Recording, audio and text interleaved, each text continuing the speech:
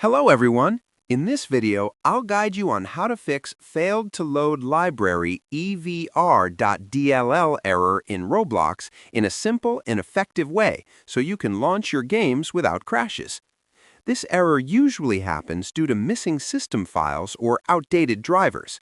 First, restart your computer to clear temporary glitches.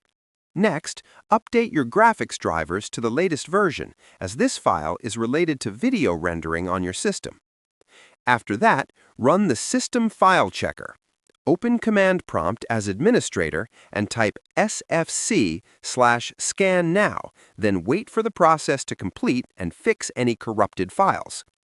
You should also make sure your Windows is fully updated, since missing updates can cause DLL errors. Another helpful step is to reinstall Roblox completely. Uninstall it, restart your computer, and then install the latest version from the official website. Finally, temporarily disable your antivirus to make sure it is not blocking any required files.